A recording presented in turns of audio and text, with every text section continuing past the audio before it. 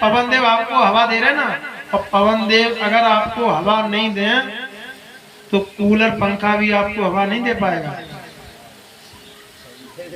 Corona काल में पता चला ना, जिनको ऑक्सीजन लगता था, अभी कोरोना हुआ था ना, अगर एक रात ऑक्सीजन लगा रहा तो सिलेंडर कितने का आया?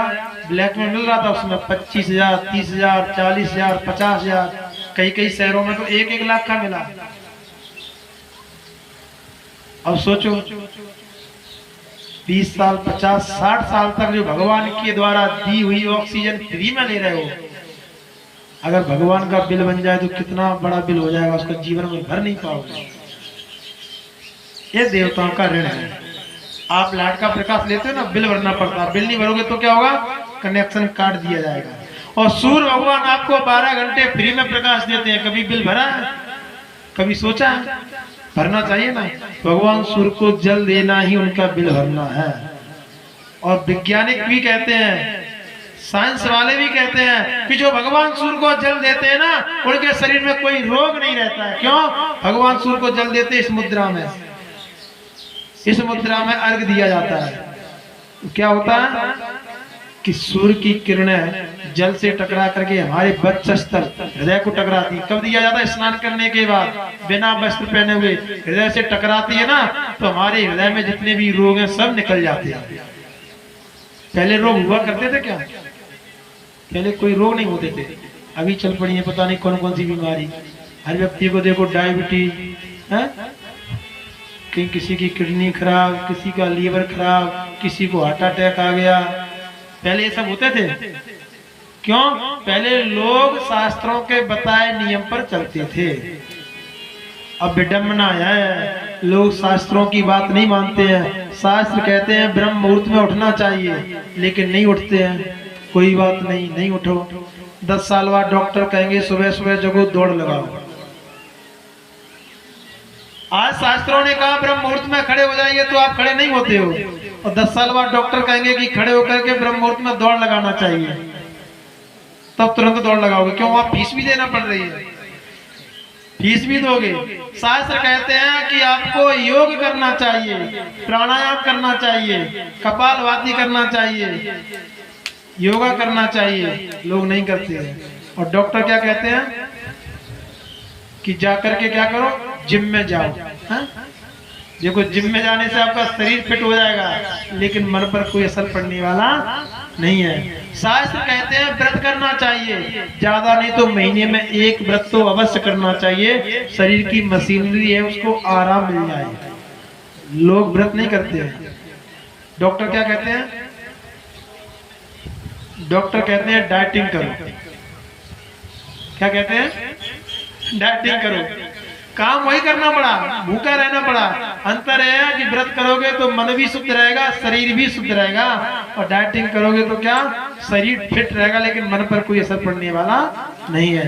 तो ये देवताओं का ऋण है, सूर्य भगवान का ऋण है, पवन देव का ऋण है, इंद्र का ऋण है, वरुण भगवान का ऋण है।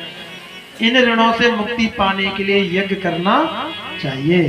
प्रत्येक घर में वर्ष में 1 बार ब्राह्मणों का भोजन होना जरूरी है, ताकि हमारे पितरों को है अन्न प्राप्त होता है। प्रति घर में वर्ष में 1 बार हवन होना जरूरी है, जिससे हमारे देवताओं के ऋण से मुक्ति हो जाती है। जब हवन होता है तो वेद मंत्रों का भी पठन होता है, तो ऋषियों के ऋण से मुक्ति हो जाती है।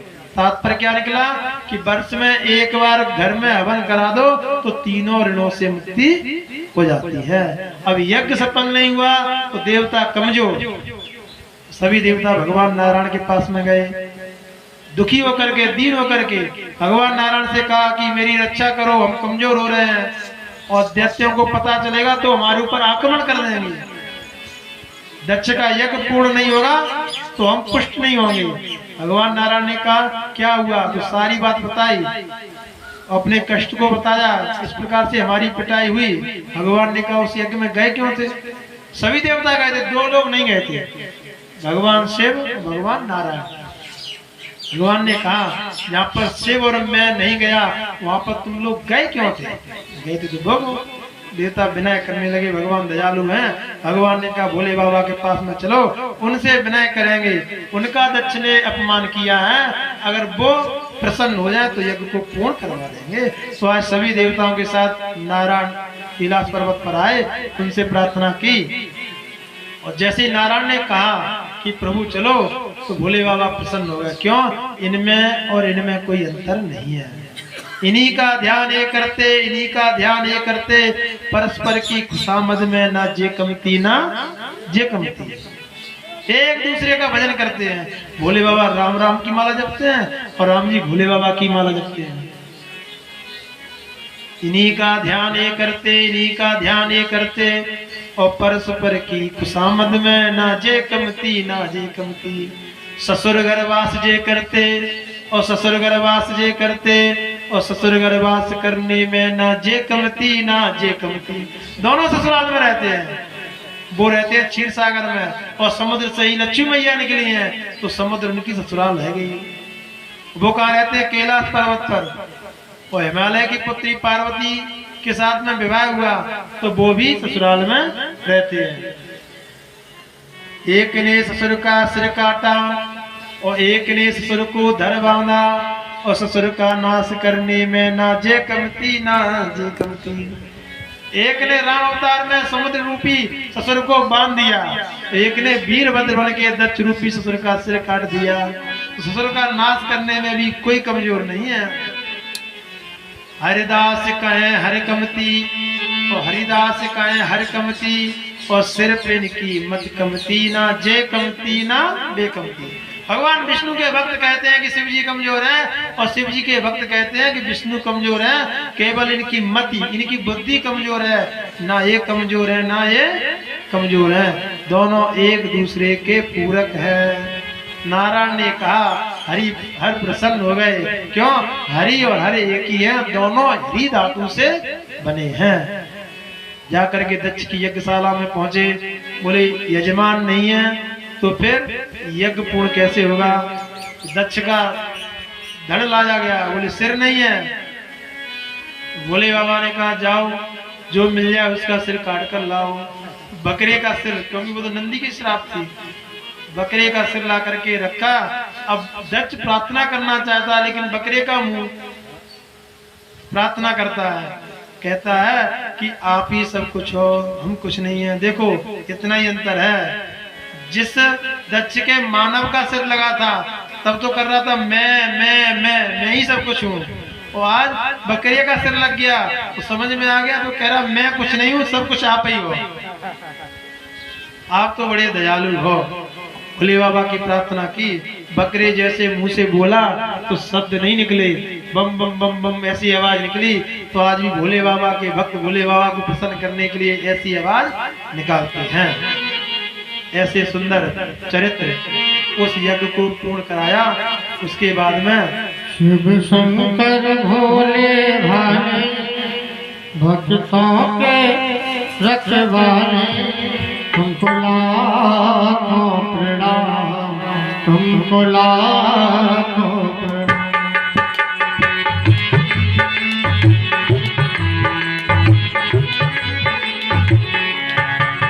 शिव शंकर भोले भाने भोले भक्तों के रखवाले, तुमको लाखों प्रणाम, तुमको लाखों।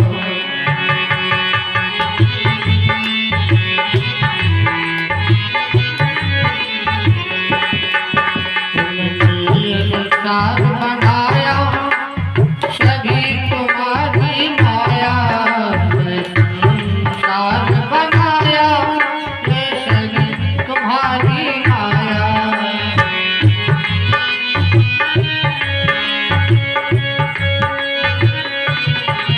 सर्पों की माला भाने कैलाश पर्वत वाले, तुमको लाखों प्रणाम, तुमको लाखों प्रणाम।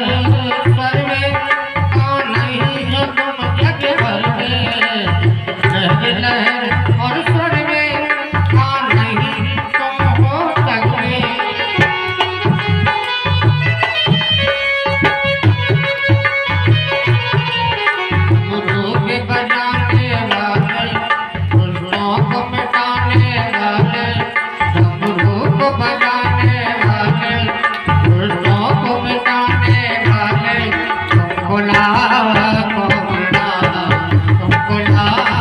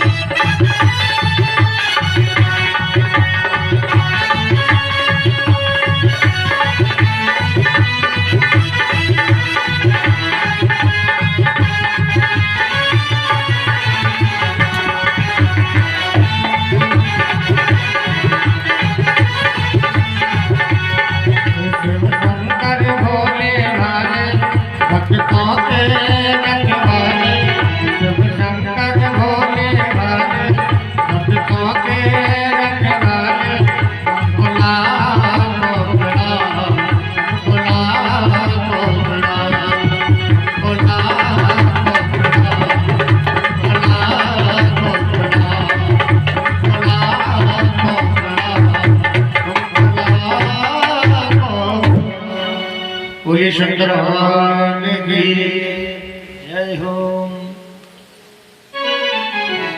बाबा जी लिखते हैं, सती मरत हर सन बर मांगा, जन्म जन्म शिव पद अनुरागा। सती मैया ने शरीर छोड़ते समय एक ही वर मांगा कि जन्म जन्म मुझे केवल शिव जी ही मिले और कोई दूसरा नहीं मिले। तो तही कारण में गिर ग्रह जाई, जननी पार्वती तन पाई। माला के घर देखो, समझो, यहाँ पर सती ने पार्वती के रूप में जन्म लिया मैया ने, तो किसके यहाँ?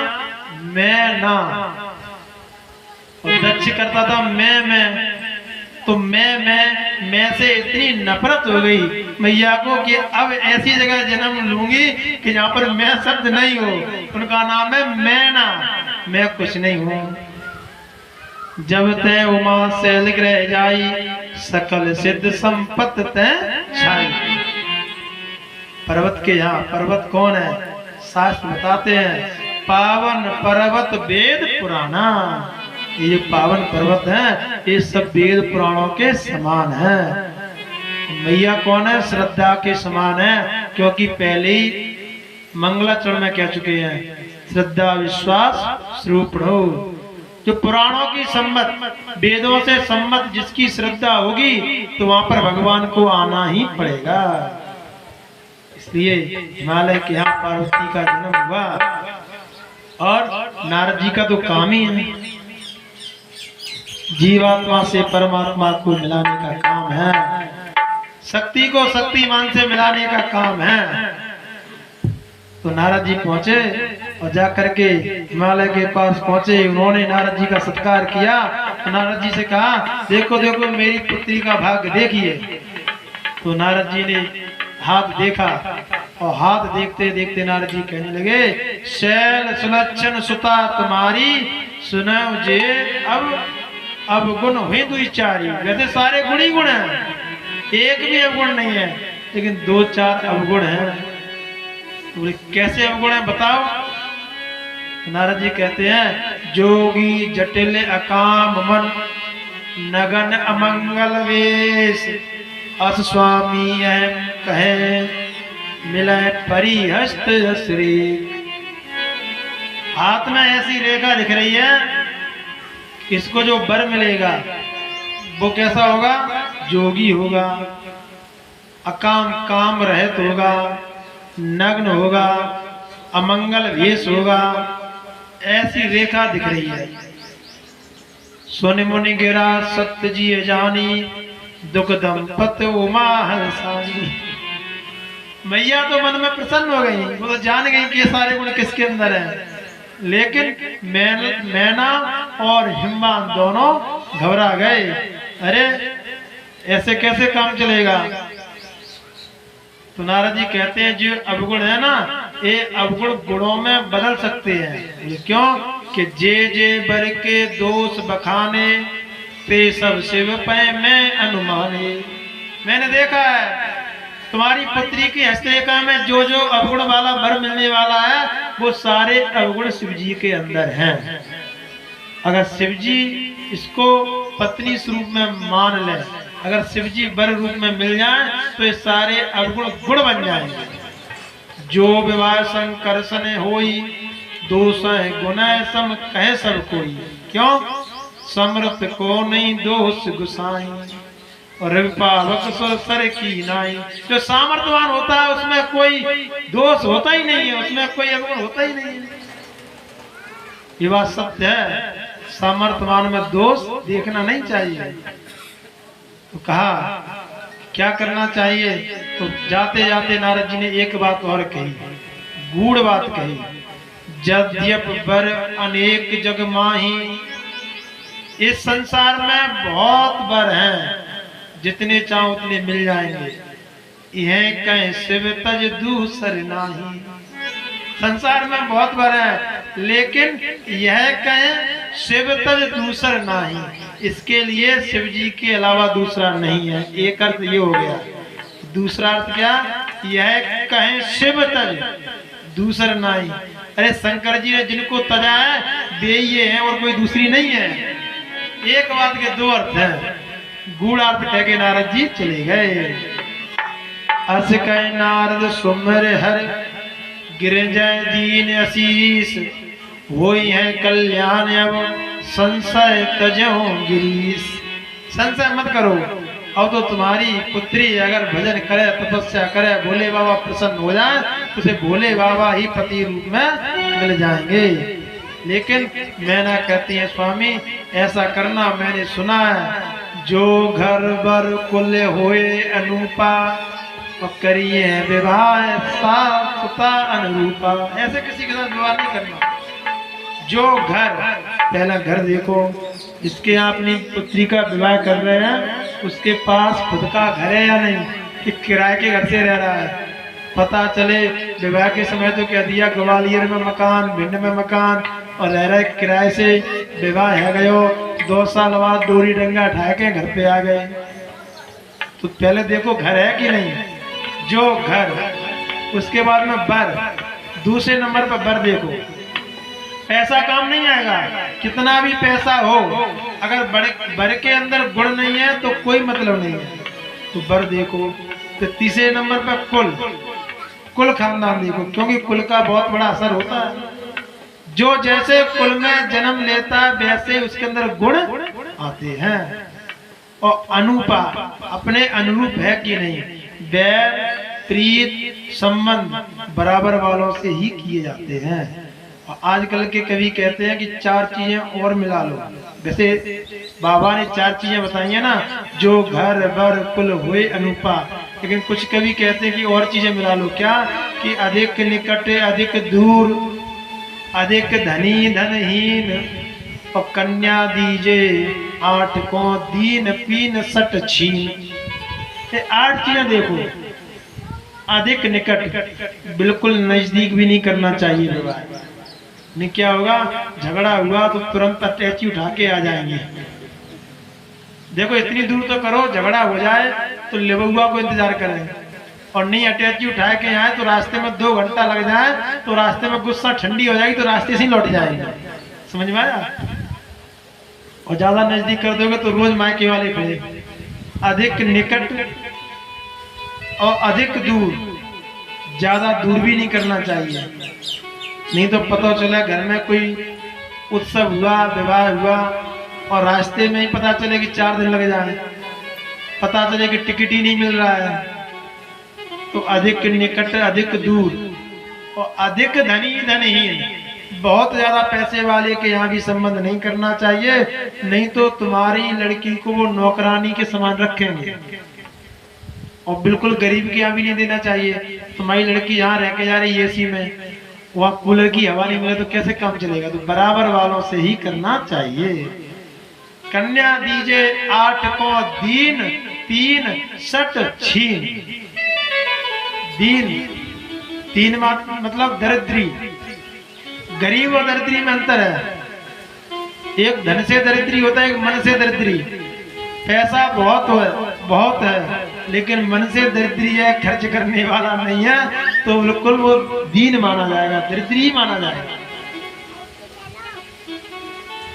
सट नहीं होना चाहिए, दुष्टता वाला नहीं होना चाहिए, पीन मोटापा वाला रोग नहीं होना चाहिए वर के अंदर। एक गुणों को देख करके ही विवाह करना चाहिए, और नहीं तो नाता कन्यावर रहो कुंवारी कंतु मां मम प्राण प्यारी। प्राणों से भी प्रिय है।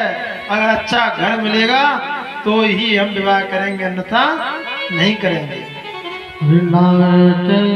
नाथ कन्यावर रहो कुंवारी, नाथ कन्यावर रहे कुंवारी, कंतु माम प्राण प्यारी।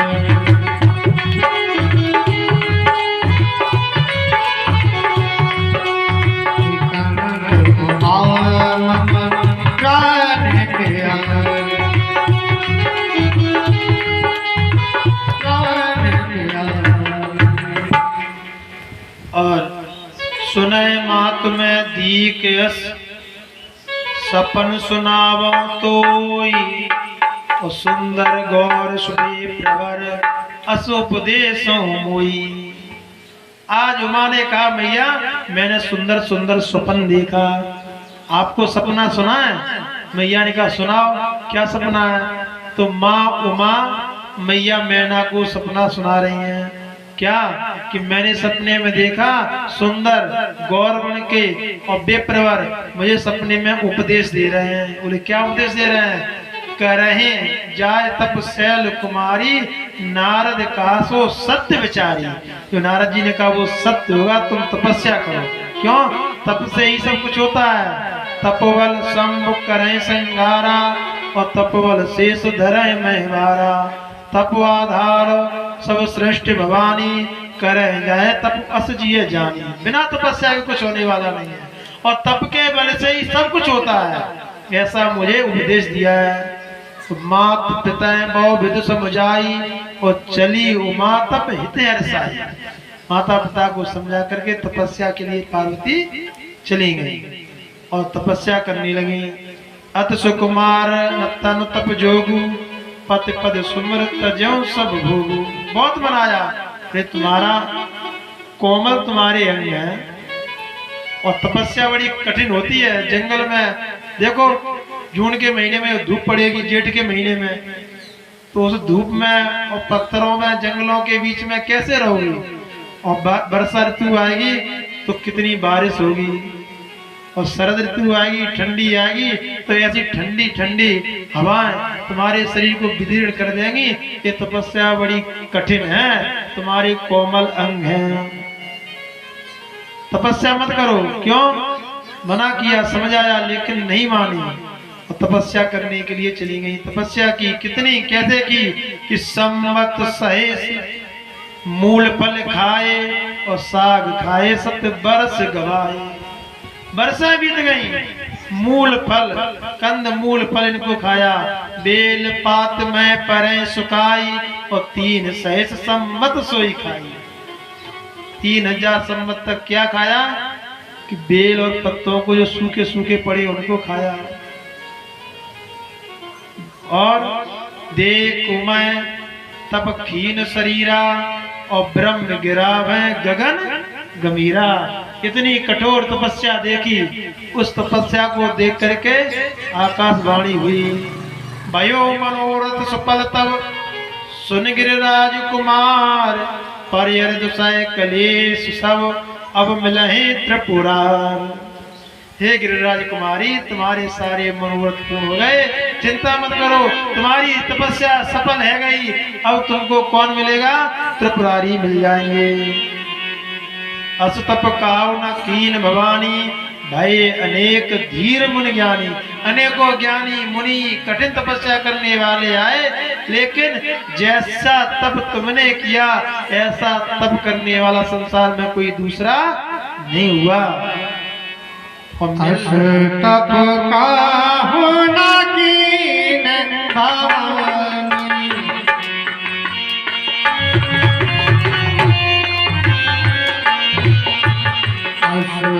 तप का गुना की भवानी भई अनेक धीर मुन ज्ञानी भई अनेक धीर मुन ज्ञानी।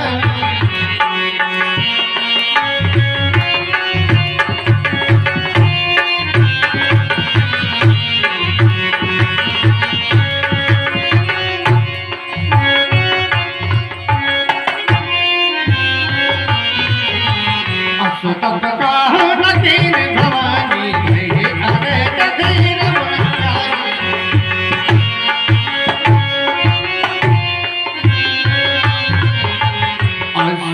तप का नकीन भवानी भई अनेक धीर मुन ज्ञानी।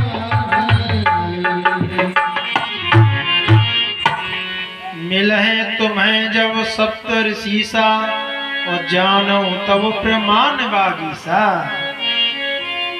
जिस दिन तुमको सप्तऋषि मिलेंगे तो समझो क्या कि तुम्हारा जो कार्य है वो सिद्ध हो गया। और इधर कहते हैं कि ये तो उमा का चरित्र हो गया, इधर शिव जी का चरित्र देखते हैं। जब तय सती जाय तनु त्यागा और तब तय शिव मन भयो विरागा। वैरागी बन गए शिव जी। और जपै सदा रघुनायक नामा जय तय सुनय राम गुण ग्राम। आस लगा के बैठ जाते हैं, राम के गुणों का गान करते हैं, बैरागी बन गए। क्यों? कथा सुनते रहते हैं, भगवान में ध्यान लगा के रखते हैं। बहुत समय बीत गया। इसके बाद में नेम प्रेम शंकर कर देखा, अब चल हृदय भगत के रेखा। प्रगटे राम कृतज्ञ कृपाला और रूपशील निध तेज विशाला। प्रेम देखा तो वो कृतज्ञ हैं, जो कृतज्ञ नहीं है भगवान श्री राम, बड़े कृतज्ञ हैं।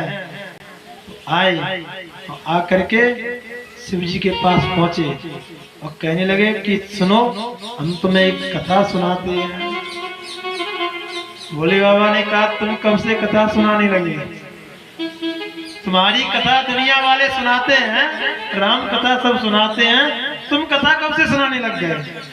तो राम जी कहते जब से जन्म भयो तब से ही कथा सुनाने लगे। बोले तब से क्या कि तुमको पता नहीं है?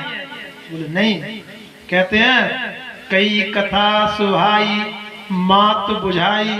हमने तो जन्म लिया तब से कथा कहना शुरू कर दिया। तो कथा सुनाई शंकर जी को। क्या कथा सुनाई?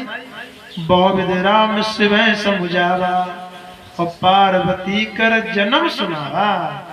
उन्होंने किसकी कथा सुनाई? उमा की कथा सुनाई शिव जी को। और शिव जी किसकी कथा सुनाते हैं उमा को? राम जी की। परस्पर एक दूसरे की कथा को सुनाते हैं। अत पुनीत गिर जाके करनी और बिस्तर सहित कृपा निध बरनी। कहा कि बड़ी ही सुंदर है, बड़ी ही पवित्र है, बड़ी ही सात्विक वृत्ति से तपस्या कर रही है। सारी कथा विस्तार से सुनाई कि आपके लिए वो तप कर रही हैं। अब विनती मम सुनो शिव। देखो बड़ी गूढ़ बात कही, ध्यान से सुनना। क्या कहते हैं राम जी? अब विनती मम सुनो शिव, जो मोह पर निज नेयो और जाओ विवाह सैल जहें, यह मोहि मांगहु देव। क्योंकि तीन प्रकार के नाते हैं, तीन रिश्ते हैं, तीन रिश्तेदारी हैं शिव जी की और राम जी की। कौन कौन सी? एक सेवक और स्वामी का नाता है। पहला क्या है? सेवक और स्वामी। दूसरा क्या है? सखा मित्र का। और तीसरा स्वामी। राम जी शिव जी को सेवक मानते हैं और राम जी स्वामी भी मानते हैं और राम जी सखा भी मानते हैं। तो एक ही दुआ में उन्होंने तीनों बात कह दी। पहले सेवक वाला भाव रखा। अब विनती मम सुनो शिव, हे शिव जी मेरी विनती सुनो। सेवक ही तो विनती करता है। तो राम जी कहते हैं अब विनती मम सुनो, पहले विनती की जो मोह पर निज में हो, अगर तुमको हमसे प्रेम है तो अब सखा वाला, मित्रता वाला। और बाद में कहते हैं जाई विवाह शैल जाए, आदेश दे दिया जाओ और जो हिमवान की पुत्री पार्वती उनसे विवाह कर लो, ये आदेश दे दिया, ये स्वामी बन गया। तो तीनों बातें कह दिया, विनती से या मित्रता से या आदेश से, कैसे भी तुमको विवाह करना है, साम दाम दंड भेज, किसी भी प्रकार से। तो शिव जी ने हाथ जोड़ करके कहा कि हम मित्रता वाला और सेवक वाला भाव नहीं रखेंगे, हम तो आपके सेवक हैं, हम तो स्वामी वाला भाव रखेंगे। तो क्या कहा, सिर धरे आयुष करें तुम्हारा और परम धर्म यह नाथ हमारा। हम तो आपके सेवक हैं, हमारा धर्म है, सेवक वही है जो स्वामी की आज्ञा का पालन करे। आपकी जो आज्ञा है उसको मैं सिर पर धारण करता हूँ। और सिर पर धारण करके सोचे अरे गड़बड़ हो जाएगी, क्यों? आज्ञा सिर पर नाथ तुम्हारी, पहले कहा कि आपकी आज्ञा सिर पे है, फिर भोले बाबा बाद में कहते हैं गड़बड़ हो जाएगी। तो क्या कहते हैं, अब राखूं जो हम कहे हूं, आप जो कहते हैं उसको हम हृदय में रख लेते हैं। क्यों? सिर पर रखने से गड़बड़ ये हो जाएगी कि सिर पे बैठी है गंगा, और गंगा की धारा से वो आपकी आज्ञा बह जाएगी, सिर से गिर जाएगी, बह जाएगी, इसलिए हृदय में रखे हैं। और हृदय में जो बात रख ली जाती है वो कभी निकलती नहीं है। जो हृदय में लग जाए ना, दिल में, अभी आप कथा सुनते हो या कोई बात हो, आपसे जाके कोई पूछे तो आप भूल जाओगे। और किसी ने आपको 20 साल पहले भी गाली दी है तो याद होगी, क्यों? क्या तुम्हारे दिल में बैठी है, ठेस बैठ गई। तो दिल में, हृदय में जो बैठ जाती है वो निकलती नहीं है। शिव जी ने हृदय में धारण कर लिया और अंतर्धान भय शिवा की, और शंकर सोई मूर्त पुर राखी, उस मूर्ति को हृदय में रख लिया। और फिर क्या किया, तुरंत बुलाया, और तब सप्त से शिव पे आए और बोले प्रभु अति वचन सुन। सप्तऋषियों आए, उनसे कहा कि एक काम करो। बोले क्या? कि तुम जाओ वहां पर पार्वती की परीक्षा लेना। देखो, जब श्री राम जी ने आदेश दे दिया फिर भी परीक्षा क्यों ले रहे हैं? तो भोले बाबा ने कहा ये जब सती थी ना, तब इन्होंने मेरे स्वामी की परीक्षा ली थी, तो हम पीछे क्यों रह जाए, हम भी इनकी परीक्षा लें। जो परीक्षा लेने वाला है तो हम भी तो उसकी परीक्षा लें। इस प्रकार से परीक्षा के लिए भेजा। पार्वती पे जाए तुम प्रेम परीक्षा ले, और गृह प्रेरी पठियो भवन दूर करो संदेह। पहले तो पार्वती के पास में जाना, उनकी प्रेम परीक्षा लेना, उसके बाद उनके संदेह को दूर कर देना। इस प्रकार से सप्तऋषि गए और सप्तऋषि ने नाना प्रकार से परीक्षा ली, बहुत परीक्षा ली, बहुत समझाया। अंत तो गत्वा पार्वती ने कहा कि हम तुम्हारी बातों में आने वाले नहीं हैं, हमको तो नारद जी ने बताया था, और नारद जी ने जो बताया उसी रास्ते पर चल रहे हैं। तो सप्तऋषि ने कहा नारद सिखजे सुने नर नारी, अबस होए तज भवन भिखारी। नारद जी की जो बात को सुनेंगे उनको तो अपना घर छोड़ करके भीख मांगना पड़ेगी। उनकी बातों में तुम क्यों आ गई? तुम तो बहुत भोली भाली हो, तुम जानती नहीं हो नारद को। अरे पहले तो शिव जी के बारे में बहुत बुरा भला कहा, लेकिन पार्वती मैया ने कुछ नहीं कहा। जब नारद जी के बारे में बुरा भला कहा तो तुरंत कहने लगी, क्यों? क्योंकि गुरु की निंदा नहीं सुन सकती। गुरु के प्रति श्रद्धा है, गुरु के प्रति विश्वास है, गुरु के प्रति श्रद्धा होना चाहिए। तो पार्वती जैसी होना चाहिए। सप्तऋषियों ने शिव जी के बारे में कहा तो कुछ नहीं कहा, कहा तुमसे तुम्हारा विवाह विष्णु से करवा देंगे, इंद्र से करवा देंगे, बहुत कुछ कहा, लेकिन पार्वती मैया ने जवाब नहीं दिया। जैसे नारद जी के बारे में कहा तो तुरंत जवाब दिया कि गुरु की निंदा नहीं सुन सकते हैं। नारद वचन न मैं परिहरऊं, और बसे भवन उजरे नहीं डरे हूं। मेरा भवन बसे या उजड़ जाए, जो नारद जी ने कहा उस बात से मैं हिलने वाली नहीं हूँ। गुरु के वचन प्रतीत न जेहि, सपन सुगम न सुख सुध तेहि। जो गुरु के वचनों को नहीं मानते हैं उनको सपने में भी सुख मिलने वाला नहीं है। और हाथ जोड़ के कहा, हे मुनि, हे सप्तऋषियों, जो तुम मिलते हो प्रथम मुनीसा और सुनते हो सुख तुम्हारा धर शीशा। लेट हो गए आप मिलने में, अगर आप पहले मिल जाते तो आपके वचनों को हम मान लेते। अब तो तुम एक काम करो, क्या कि यहाँ से तुम जाओ और दूसरा काम क्या करो कि संसार में बहुत सी कुंवारी कन्या हैं, तो कौतक ने आल सुनाही और बर कन्या अनेक जगमाई। संसार में बहुत सी कन्या, बहुत से बर हैं, बहुत से कुंवारे घूम रहे हैं कि भाव ब्याह है जाए। अगर तुम्हारा यही काम है तो जाकर के उनका विवाह करवा दो, मैं तो शिव से ही विवाह करूंगी। एक जन्म नहीं, करोड़ों जन्म बीत जाए, लेकिन शिव के सिवा किसी को बनने वाली हमारी जन्म कोट नगरे हमारी परम संग न तरहो।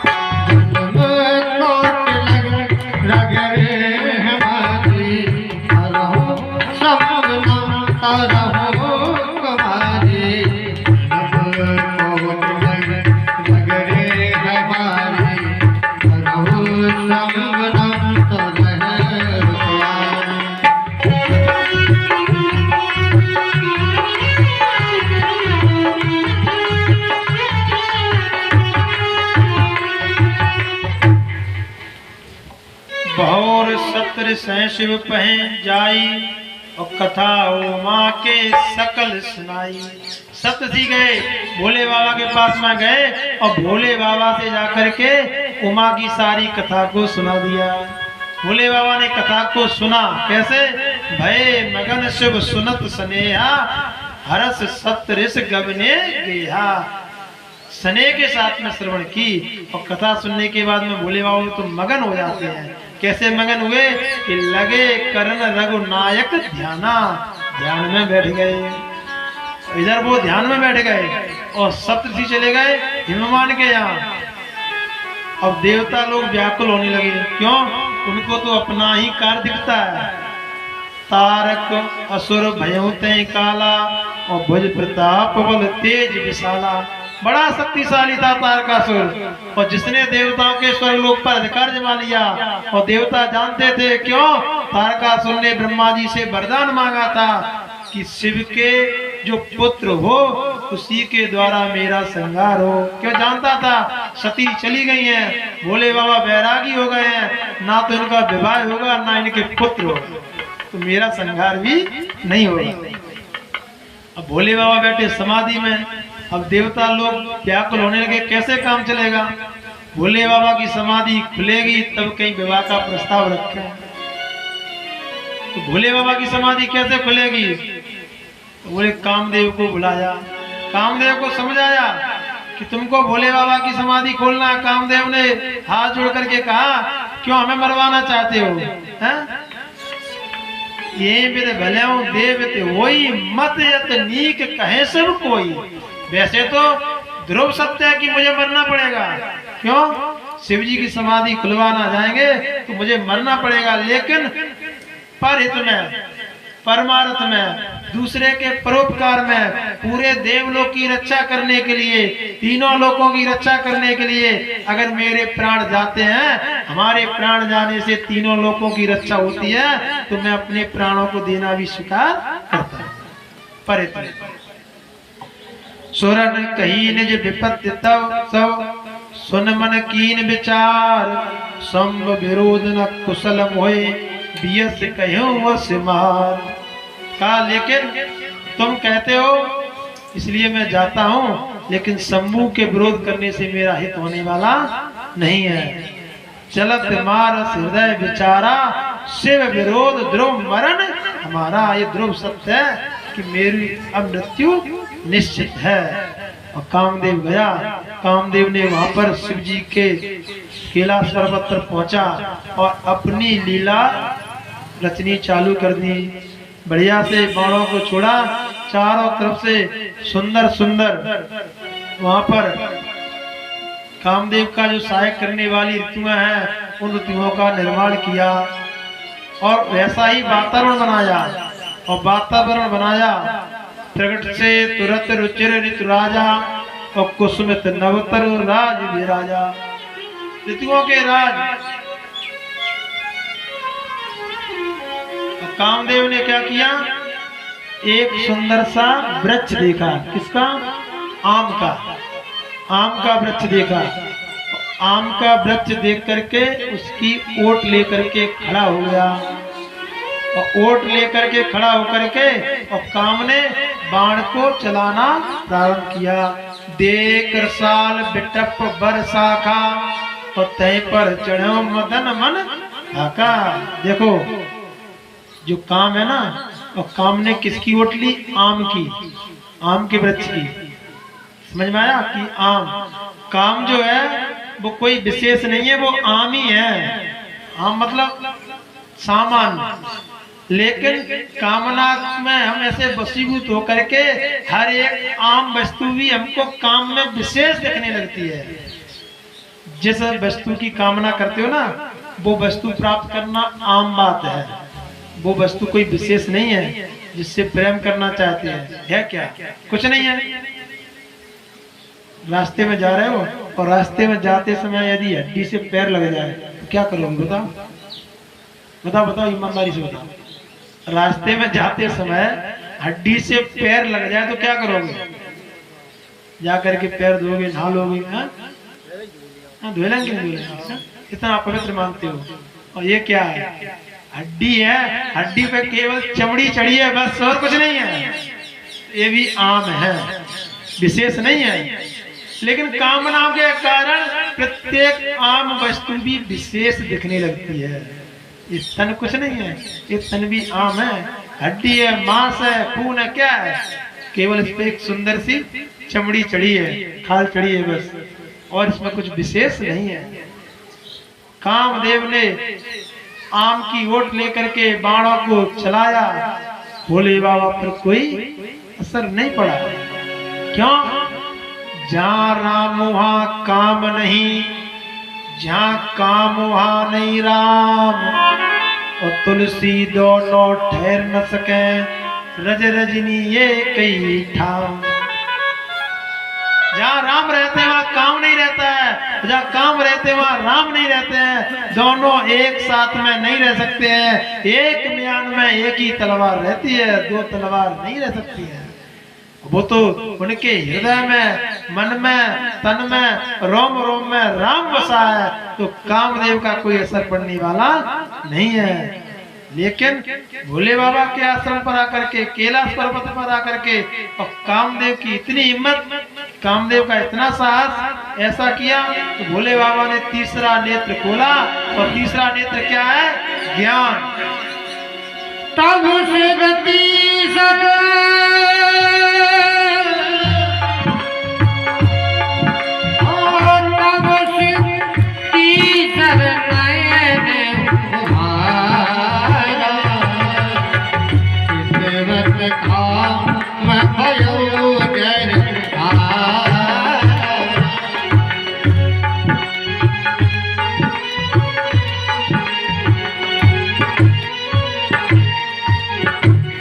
तब भोले बाबा ने तीसरा नेत्र खोला। और तीसरा नेत्र ये ज्ञान रूपी, क्या है? ज्ञान रूपी नेत्र है।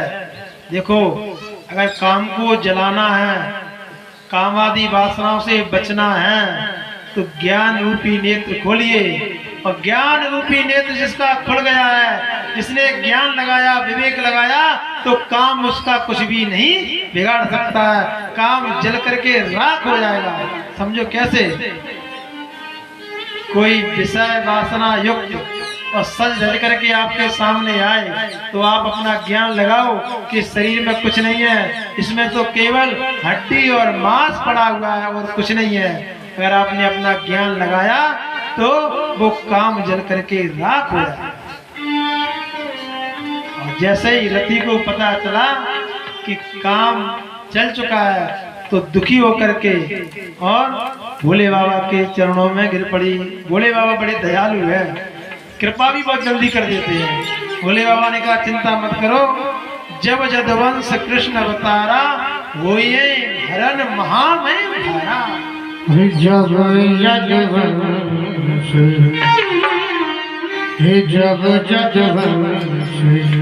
कृष्ण अवतारा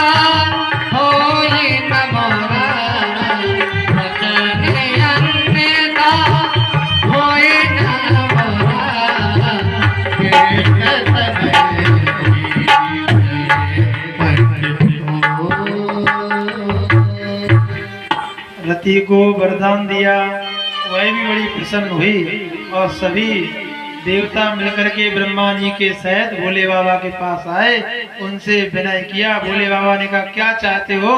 तो कहने लगे कह विद तुम प्रभु अंतर्जामी तदप भगत बस विनय भाव स्वामी। आप तो अंतर्जामी हो, आपसे क्या कहना, आपसे क्या छिपा।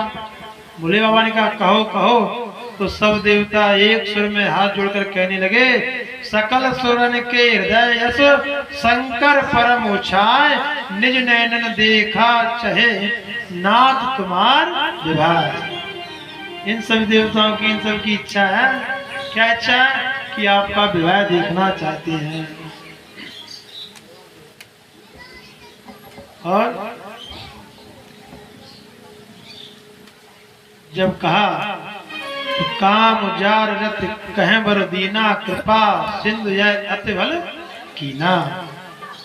इसके बाद में भोले बाबा ने स्वीकृति दे दी, विवाह के लिए तैयार है। और इधर पार्वती जी का तप चल रहा था तो सप्तऋषि पहुंचे, उन्होंने जाकर के समझाया कि अब तो विवाह का समय नजदीक आ गया है। प्रथम गए जय रही भवानी बोले मधुर बचन छल सानी। क्या कहा हमार ना सुनो तब नारद के उपदेश, अब वाझूत तुम्हारपन जारो काम महेश। मीठे वचन बोल रहे हैं लेकिन छल में, छल सानी। कपटी व्यक्ति होता है ना, बहुत मीठा मीठा बोलता है। कोई आकर के आपसे मीठा मीठा बोले और आपकी हित की बात करे, आपकी भलाई की बात करे, ऐसा कहे ऐसा कर लो तो तुम्हारा बहुत अच्छा काम बन जाएगा, तो समझ लो कुछ ना कुछ गड़बड़ है। सुन बोली मुस्काई भवानी उचित कहू मुनवर विज्ञानी, और तुम्हारे जान काम गुजारा अब लग संभव रहे स्वीकारा। तुमको पता ही नहीं है, तुम कहते शंकर जी ने काम को अभी जलाया। अरे तुम जो कहा हर जारो मारा सोयत बड़ अविवेक तुम्हारा, ये सबसे बड़ा तुम्हारा अज्ञान है। सप्तऋषि समझ गए और फिर कहा तुम्हारा जो सब है वो सफल हुआ। वो भोले बाबा ने ही परीक्षा के लिए भेजा था। पत्री सत्र सन सोई दीनी, गए पद विनय हिमाचल कीने। पत्रिका दे दी और विवाह की तैयारियां होने लगी। समय भी पूर्ण होता जा रहा है। बस शिव विवाह की कथा हो रहा है थोड़े समय की, उसके बाद हम विराम ही कर देंगे। बोले रामचंद्र भगवान की। पत्रिका दे दी सप्तऋषियों को। और श्री रामचरितमानस के अंतर्गत जो विवाह है ना, उनमें से प्रथम विवाह है। कौन सा है? प्रथम। श्री रामचरितमानस में 4 विवाह है। 4 विवाह। शिव जी का विवाह, नारद का विवाह जो कल होगा, राम जी का विवाह और शूर्पणखा का विवाह। 4 विवाह है। और 4 में से 2 विवाह संपन्न हुए, 2 आधे अधूरे रह गए। क्यों? उनमें कोई बिचवानी नहीं था। बिना बिचवानी के विवाह पूर्ण नहीं होता है। शिव जी के विवाह में सप्तऋषि बिचवानी थे, लेकिन बीच में थोड़े नारद जी भी थे, इसलिए थोड़ा सा विघ्न आया। और राम जी के विवाह में विश्वामित्र जैसे राजऋषि बिचवानी थे, कोई विघ्न नहीं आया। और नारद जी के विवाह में बिचवानी कोई नहीं था, वही थे सब कुछ। और शूर्पणखा के विवाह में भी कोई बिचवानी नहीं था, वही सब कुछ थी। तो कैसा विवाह भैया बताइए? तो बिना बिचवानी के विवाह पूर्ण नहीं होता है। श्री रामचरितमानस का प्रथम विवाह है। अब भोले बाबा ने कहा कि ठीक है। अब गण तो दौड़े दौड़े गए, बाबा तुमने विवाह की यहाँ तो कर दी, लेकिन एक गड़बड़ है। बोले क्या? कि घर में नहीं है कुछ भी, अन्न का दाना नहीं है। तो विवाह में तुम्हारे तो रिश्तेदार आएंगे, नातेदार आएंगे, क्या खिला दो उनको? पहले घर में व्यवस्था कर लो खाने पीने की, उसके बाद विवाह क्या करते? भोले बाबा बोले संसार में कोई मेरा रिश्तेदार नहीं है, एक ही नाता है राम जी से बस, और किसी से मेरा कोई नाता नहीं है। और मेरा नाता है राम जी से। और राम जी की पत्नी कौन है? मेरा नाता राम जी से, विष्णु से, उनकी पत्नी है लक्ष्मी। और जहाँ लक्ष्मी आ जाएगी तो वहां पर भंडार भरे ही रहेंगे, कोई कमी नहीं है। तो विवाह की तैयारी होने लगी। भोले बाबा ने कहा चलो तैयार करो विवाह के लिए। तो लगे समारन सकल सुर, वाहन विविध विमान, होए सगुन मंगल सुबद, करें अक्षरागान। सब श्रृंगार करने लगे भोले बाबा का। उनके जो गण थे वो उस भोले बाबा का श्रृंगार करने लगे। शिवय सम्मुगन करें सिंगारा, और जटा मुकुट मोर समारा। श्रृंगार किया, जटाओं का मुकुट बनाने लगे। एक गण बोला कि बाबा अभी तो आप कह रहे थे कि आपके रिश्तेदार विष्णु हैं। बोले हाँ हैं। तो उनसे कहो ना थोड़ा सोने का मुकुट लेके आ जाए, सोने का मुकुट लगाओगे तो बड़ा अच्छा लगेगा। भोले बाबा ने कहा क्या लगेगा? कि बहुत सुंदर लगेगा। सब लोग कहेंगे देखो देखो इनके पास में सोने का मुकुट है। भोले बाबा ने कहा अच्छा नहीं लगेगा, गड़बड़ हो जाएगी। बोले क्यों? अगर मैं सोने का मुकुट लगा के जाऊंगा तो कई लोगों के अंदर तो ईर्ष्या उत्पन्न हो जाएगी। देखो इनके पास सोने का मुकुट, मेरे पास में कुछ नहीं है, ईर्ष्या उत्पन्न हो जाएगी कई लोगों के। और कई लोगों के अंदर लालच हो जाएगा और मुझे मांगना पड़ेगा। तो ऐसा काम क्यों करें कि किसी को लालच हो, किसी को ईर्ष्या हो और मुझे मांगना पड़े। इसलिए ऐसा काम करना चाहिए ना तो किसी से मांगना पड़े और ना किसी को लालच हो, ना किसी को ईर्ष्या हो, ना उसकी रखवारी करना पड़े। इसलिए जटाओं का मुकुट बनाया। मुकुट बनाते ना मोर, तो उसमें क्या लगाते? कलंगी रहती ना, तो मुकुट बनाया जटाओं का। और अहि मोर समारा, सांप का मोर बना दिया। नाक का, फिर नाक का क्यों बनाया?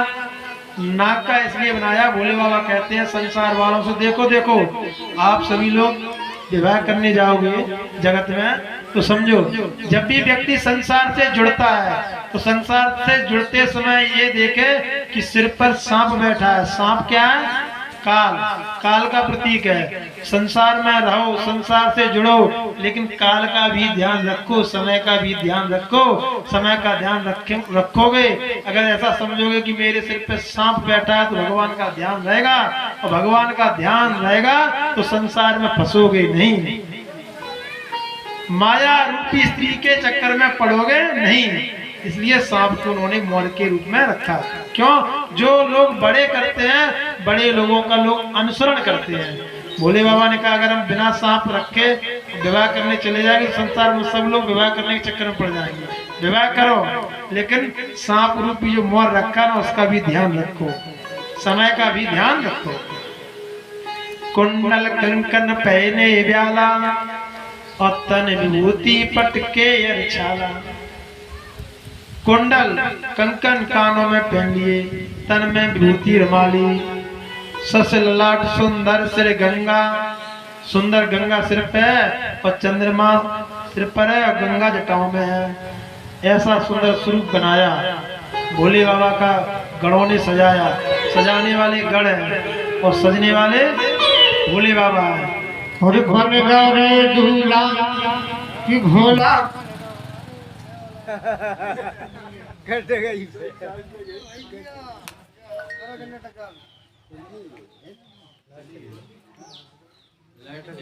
चलो करो चालू कौन है बेटा हैंडल आ नहीं पाए ये कल मैंने 500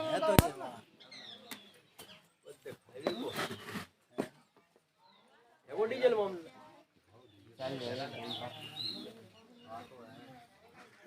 लगाओ बेटा कुपा पे आएगा।